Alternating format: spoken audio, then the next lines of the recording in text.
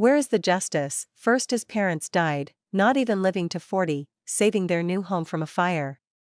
Then my grandma, well, she at least lived a long life, but him, Anton, just 26. Still had his whole life ahead, Mr. Terrace told Maria. Why him, not me? It was supposed to be my turn. Mine. But Maria didn't answer. She quietly cried, holding Tatiana's hand. The death of the only grandson Anton was swift and unexpected. No one thought he would die from a heart attack so young. And not even at home, but on a trip, since he was a truck driver. His bewildered partner struggled to call the ambulance, waiting on the highway for a whole half hour. But the ambulance arrived too late. They visited the small village cemetery every day and asked almost out loud to Anton how to go on living. Maria was a calm, hard-working girl. She and Mr. Terrace's grandson lived in the city. They lived harmoniously, properly. Both worked, not rushing with children. But 3 years ago, they decided it was time. And Tatiana was born. She'll soon be 2 years old. She was Grandpa's favorite. And how could Grandpa Terrace not love such a mischievous giggler? The great-granddaughter reciprocated his affection. Visiting, she loved to sit on his lap and watch cartoons. The couple lived in a one-room apartment in the city center. Maria received it as an orphan. It was tiny, but their own. Maria and Grandpa Terrace decided to live with Mr. Terrace in the village for 40 days, then figure out what to do next. Today, Maria began preparing for the memorial. She decided not to rely on Grandpa Terrace's kindness anymore and to buy the necessary groceries herself, as all funeral expenses were on his shoulders.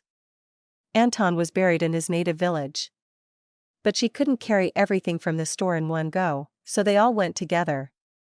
Walking down the street, they saw people looking at them with sympathy and unasked pity, which stirred indignation in Mr. Terrace's soul. He had always considered himself a strong, balanced man. But now, the villagers pitied him, thus deeming him a weak, completely helpless, and frail old man.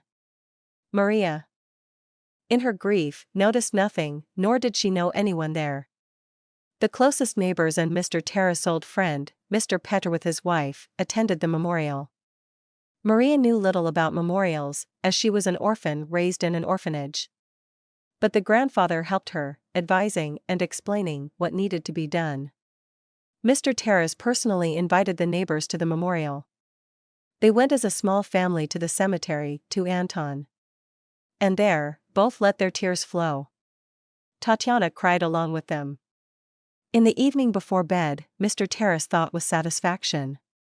We, Maria and I, managed to hold the memorial according to long-established village traditions.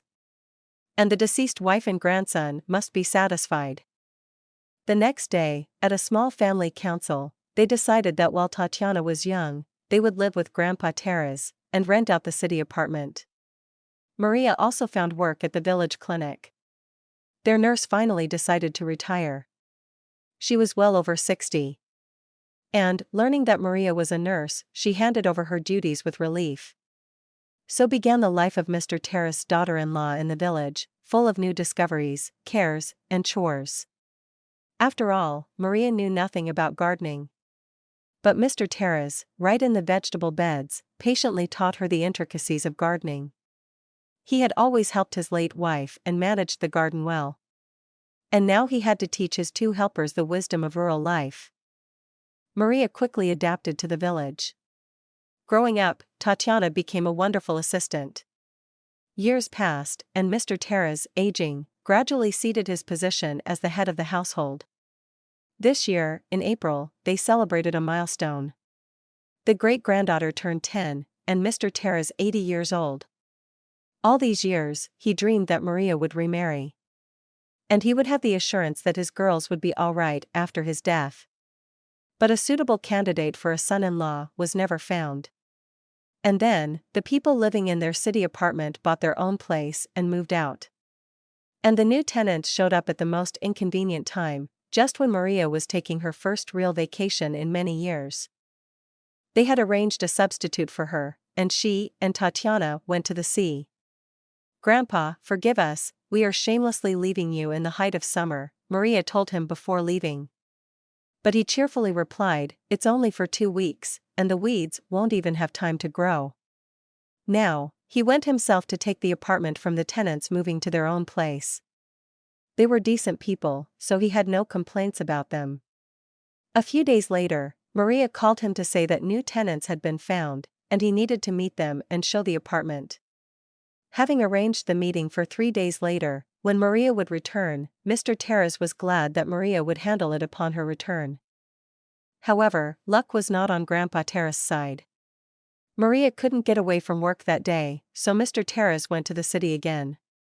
A tall young man with a 12-year-old boy was waiting for him at the entrance. It was strange that he was homeless at his age, and with a son. The old man thought it was about time he got his own apartment. They went up to the apartment and had almost agreed on everything when Mr. Terrace suddenly asked the man to tell him about himself. "I've lived in the far north with my parents since birth. They still work there. When I got married, I was the happiest man on earth. My wife and I loved each other and never argued. But, alas, our happiness was short-lived. My wife died in childbirth. And her mother raised my son. When he got a bit older, we brought him to the north. But the cold climate started affecting his health, and we returned here, to Grandma's. I had to look for a job. But, as you know, it's difficult with jobs nowadays. My profession as an oilman was of no use here. I had to work as a security guard, which I really disliked. But I endured it for 6 years. After all, I had to raise my son. Grandma is grandma, but she spoiled him too much. And that's not good for a boy. But overall, the 3 of us lived harmoniously. I loved her." "Why did you love her?" "She died about a year ago. We stayed in her apartment. But she has a son. And after half a year, he asked us to move out. She had willed the apartment to him. I had already bought my own apartment by then, but in a building under construction. Unfortunately, the construction company ran into some difficulties. Something went wrong. And we had to look for an apartment because they said they would only finish the building in a year. And we decided in the family that Mom, who was already eligible for retirement, would come here, to her grandson. And then I would return to the north, to my job. But she can't be wandering from apartment to apartment in her retirement age. So, I had to stay here again. I need to work my required years in the north." And I felt sorry for Terrace.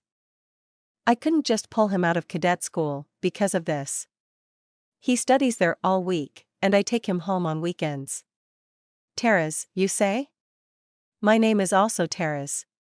He paused and added, "And what's your name?" The other laughed and replied, "Bogdan," strangely enough. And then, ideas started spinning in Grandpa Terrace's head. He already saw Maria and this nice guy living together in his house. And then he imagined their boy and granddaughter in the elevator of a very tall building. The third thought stuck in his head like a thorn. "God willing, everything will happen as I plan." And he continued, "Let's postpone the apartment thing for now, and go to our village. It's not far, just 35 kilometers from the city. Maybe we can solve your problem differently." "Let's go, guys, to the bus station," said Grandpa Terrace. "I have a car." "Even better. Let's go." An hour later, they were sitting together. Tatiana, deciding to show Terrace the village, took him for a walk. And the grandpa cautiously began his speech. "Maria, here's the thing. We need to help this man. What do you think, can we do it?" "Speak up, Bogdan." Hearing his name, Maria laughed kindly. "Grandpa, you've become too sentimental." "Right, sentimental. I'm thinking about preventing another tragedy in their family." And Bogdan told his story again. "Grandpa, so you want us to take the boy in on weekends?" "Yes, it's up to you. Are you against it? After all, you'll have to go and pick him up." Maria looked closely at Bogdan. In some ways, he resembled her husband. Clearly, Grandpa noticed this too. Otherwise, why would he have started all this? Well, if he wants, I agree, it's no trouble for me, she thought and said. Of course, it won't be any trouble at all, it's nearby. She saw how Bogdan lit up with joy, and she wanted to hug him and feel like she was just a weak woman who longed for love. Thank you so much. Don't worry about money, I'll send it. Well then, Maria, call that, I forgot, what's her name, the one starting with R, tell her to keep looking for tenants, Mr. Terrace said relievedly. And he thought to himself that his plan had to work. Maria, after all, is quite attractive and kind. And what a homemaker she is. Grandpa is apparently looking for a husband for me, Maria sighed, looking affectionately at the old man. Clearly, he's worried that Tatiana and I will be left alone. And she started to prepare dinner. Suddenly cheerful, Grandpa Terrace told Bogdan, come on, lad, I'll show you around my farm. While Maria prepares dinner. The next day, Bogdan moved his modest belongings from the apartment where he lived with his mother-in-law and left them with them. Then, having provided them with money, he flew to the north, where his previous job awaited him. Tatiana and Terrace quickly became friends, and within a week, when Maria brought him home, they found themselves a hobby. The weather was beautiful, and they, taking their phones, went around the surroundings looking for objects to photograph and then post on social networks. It was Tatiana's idea, but Terrace liked it too. Both were studying well, diligently, causing no trouble for Maria. Terrace, mainly raised by grandmothers, still leaned towards a homely atmosphere. He didn't quite enjoy studying at the Cadet Corps, but complied with his father's choice, though he had already chosen his profession. Terrace wanted to be an architect, he even showed Tatiana his work. These were just drawings, mainly of houses. But on some drawings, she saw small houses surrounded by trees. There was even a portrait of some man. He said it was his grandpa, then he took out the last sheet from the folder, which Tatiana immediately understood was his grandma. It was clear to her that he was still grieving her death. Seeing his drawings, Maria decided to buy everything they needed for drawing. And when it got cold, they sat at home and drew.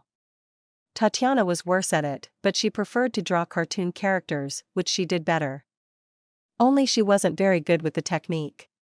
Tatiana, with your imagination, you could work on a computer, give it a try. What, me? Do you think I'd understand? There are special programs for that, but it's unlikely we'd learn them on our own. Though surely there are some online schools or courses somewhere. So for now, start on your own, and if you don't change your mind, in 2 or 3 years you could seriously take this up. It's all about wanting it, as my grandma always said. When you start computer science, you'll quickly get the hang of many things. They also loved skiing. Tatiana was introduced to skiing by the neighbor's nephew, who always came to her for the winter holidays. Now they got skis for Terrace too. And they spent the winter skiing more than walking. But come spring, they were both assigned to help with gardening work. Though they weren't particularly upset by this, as there are always positives to find in any work. So a year passed. And soon Bogdan and Terrace's grandma were supposed to come, as the house was now ready and they could move in. Bogdan took leave from work for this purpose, as the new apartment needed finishing touches. Grandpa Terrace expressed his amazement at the state of Bogdan's new apartment. Meanwhile, they lived in Mr. Terrace's house. There was enough room for everyone, but the grandpa was worried. He hoped that Maria would like Bogdan and that he would propose to her. After all, they were both single. Why shouldn't they marry? All right, Maria, she's a woman. But Bogdan could take the initiative. He worried, imagining his girls being left all alone in the world.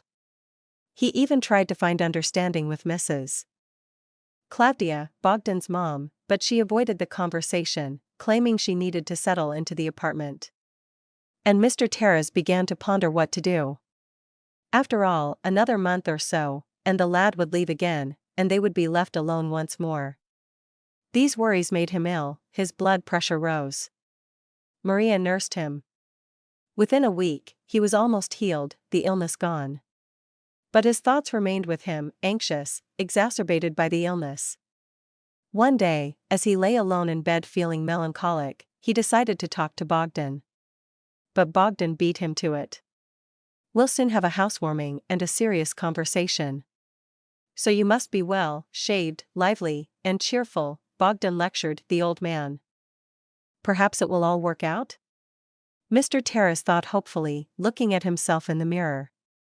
And, taking his ancient electric shaver, he began to shave. The apartment was nice, a 3-bedroom on the 4th floor.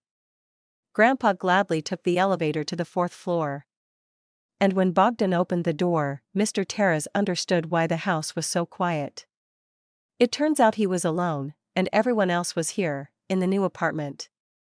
Suddenly he felt scared. What if they leave me alone at home, and they move here? But he dismissed the thought and stepped over the threshold. Mrs. Claudia and Maria were in the kitchen, and the children were slowly carrying plates from the kitchen to the room, setting the festive table. And now they were all at the table. Everyone happy, cheerful. Only Grandpa Terrace looked at Bogdan apprehensively, eagerly awaiting him to fulfill his hopes. But Bogdan remained silent for now.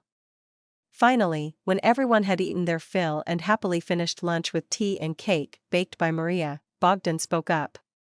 "Mr. Terrace, I didn't immediately understand your offer of help, having your own interests. But when it dawned on me, I realized that you were trying to create a third family out of 2 orphaned ones. You earnestly wanted one thing, happiness for all 4 of us. Maria and I appreciated your efforts.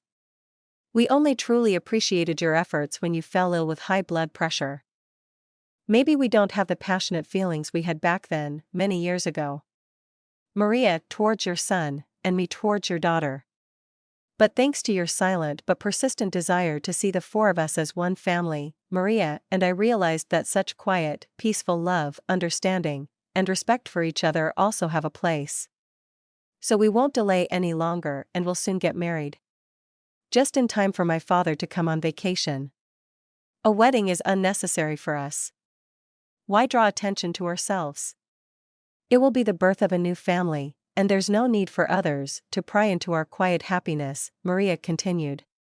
"Grandpa, just don't think that once we become one family, your task is done. No, you must definitely wait for another great-grandchild. And I'm sure that Bogdan and I will have a boy, and we will definitely name him Anton in memory of your grandson." With a light heart, Grandpa Terrace returned home. Bogdan, who was driving, looked at him and said to Maria, "Mr. Terrace today looks 20 years younger all at once. And in the morning, he didn't even remember his illness. Everything just lifted off him, and such calmness overtook him that he went out onto the porch and sang one of his favorite songs from his youth. An hour will strike, the night will pass, and the star outside the window will fade. I know you will never fade in my heart, and for us, everything will bloom like spring around. We're together, we're with you, darling, we'll walk the happy path together." Even the neighbor, peeking over the fence, exclaimed, "You sing so well, Terrace." Encouraged by the neighbor's praise and the applause of his loved ones, Grandpa Terrace sang another song, and Tatiana and Bogdan, trying not to let him see, recorded him on their phones. Soon Bogdan's father arrived, and they, registering the marriage, simply sat as a family at the festive table. Soon Bogdan and his father left for work. Maria continued to live with Mr. Terrace in the village, and a year later, Anton was born to her and Bogdan. Grandpa Terrace was happier about the baby than anyone else. He didn't hold him for fear, but he gladly walked with his great-grandson lying in the stroller. Mr. Terrace was happy that there was harmony and mutual understanding in the family.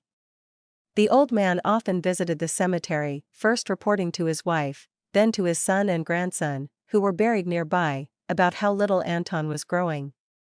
"He's almost 2 years old now, he's already started talking. True, I'm old, I don't quite understand what he's saying, but it's okay, he'll grow up soon and learn everything." Maria and Bogdan found him there, the latter being on vacation at the time. They didn't see him leave, but realizing it later, they guessed what had happened. "Grandpa is back with his family again, He had long told me that they were waiting for him there. Maria said to everyone, quietly crying. Mr. Terrace was buried next to his wife, and after some time, a monument was erected for him, where, paying tribute to his selfless love and devotion to his family, it was inscribed, "To the most beloved and best grandfather Terrace, bright memory of you will forever remain in our hearts. Our hearts. Our hearts."